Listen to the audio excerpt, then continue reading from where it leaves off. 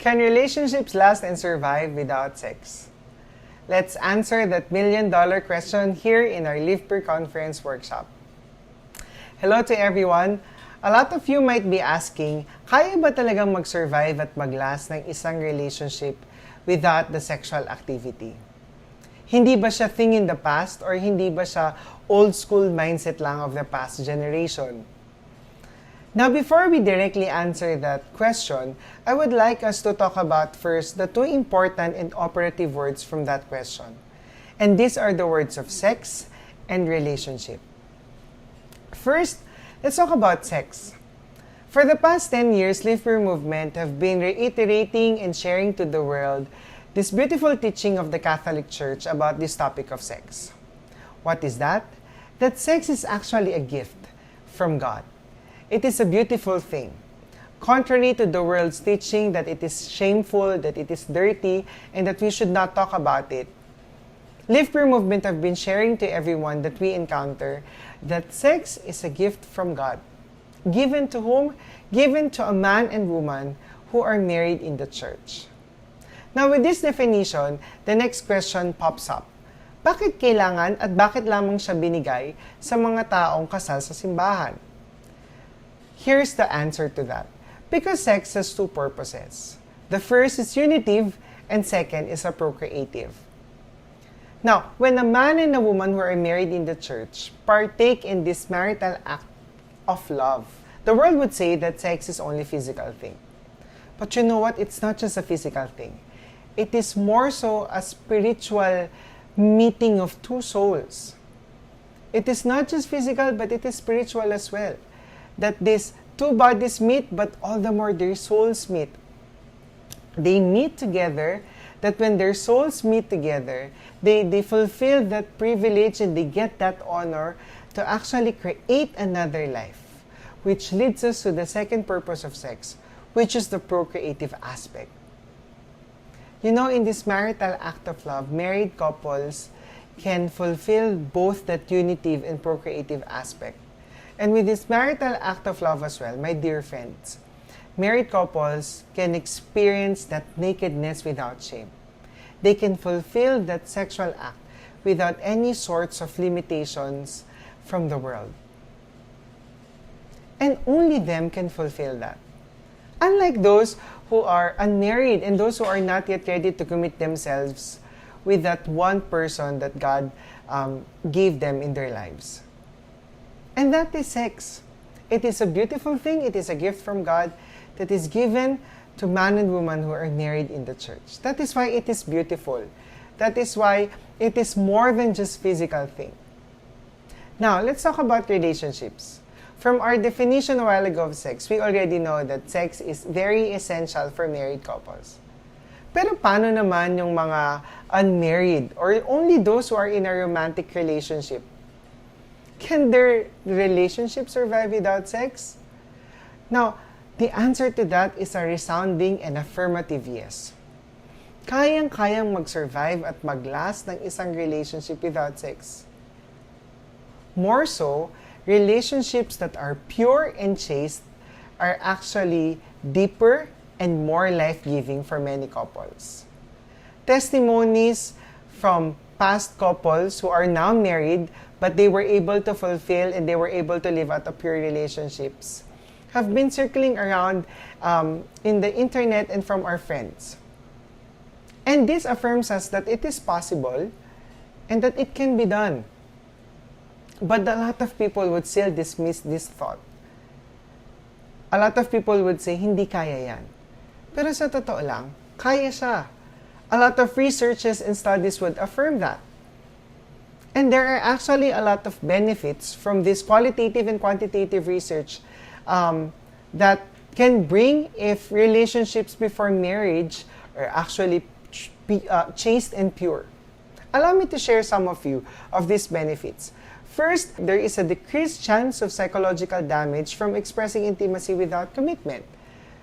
This is a beautiful benefit because there is always a connection more than just the physical when we perform that beautiful act of and gift of sex. Now, when relationships are chaste before marriage, another benefit to that is that marriages are more stable and more fulfilling, and there is a greater satisfaction in their marriages. Why? Because they tend to focus less on the sexual act, but they give more importance to the more essential things, such as trust, confidence, respect, and love. They focus more on these things that can actually make their relationship work and can make their relationship more life-giving. What else? Researchers have even found that couples who did not have sex before marriage report greater sexual fulfillment after marriage than those who had premarital sex, because they were able to fulfill their sexual self-control. And now that they are married, they can perform it not only on the physical part, but more importantly, on the unitive part of couples. But you know what, my dear friends, I hope that we don't just focus on those secular reasons, but we focus more on the deeper and the more meaningful reasons. And what is that? Because you and I are sons and daughters of God, that you and I are created in the image and likeness of God, and that you and I are created for love. You and I are destined to experience greatness. You and I are destined to experience real freedom, total happiness, and true love. That our totality as a person are far more important than what we can actually give in the sexual activity itself. And I hope we bank onto that. I hope that those are actually our reasons. That my worth cannot be gauged and cannot be judged by my only giving of body. But I am more than that. And I hope that that's our reason more than anything else. I hope that the secular studies inspire us. But the reasons of God in our lives, of who we really are, of our self-worth, of our sexuality, of our dignity is far more important, far more outweigh than the secular reasons itself. Now, a lot of people would like, and I hope and pray, now a lot of people would decide that they would like to fight for this cause of chastity. What can we do? Is it possible? Yes, of course it's possible. But I would like to tell you as well that it is hard. It is easier said than done. But what are the practical things that I can do so that I can start living out a chaste life? Whether you're single or in a romantic relationship right now, these are practical tips that I can share to all of you, my dear friends, so that we can live out a chaste life before marriage. First, we need to have a full conviction, a gut-level reason on why we need and why would we like to live out a chaste life. You have to have your personal reasons, gut-level reason, bakit ko kailangan maghintay sa tamang panahon at bakit kailangan kong i-fulfill yung pinapagawa sa akin ni God. Second, you need to determine and you need to have your standards. We cannot just go out into the world saying and telling ourselves, bahala na. These standards determine our worth. These standards determine what we are going to be doing and what we are going to be acting out.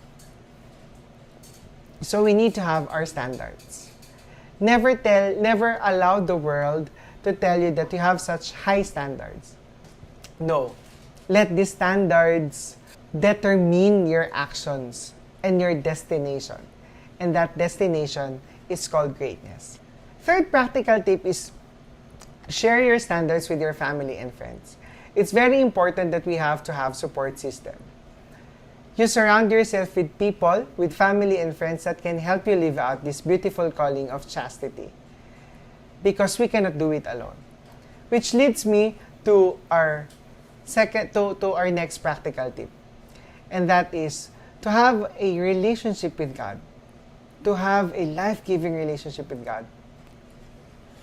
We cannot do it alone, my dear friends. We need to ask all the graces and virtues from God. Because only with Him and by Him that we can fulfill this great calling to be chaste. Just like what Pope John Paul II said, chastity is the sure way to happiness.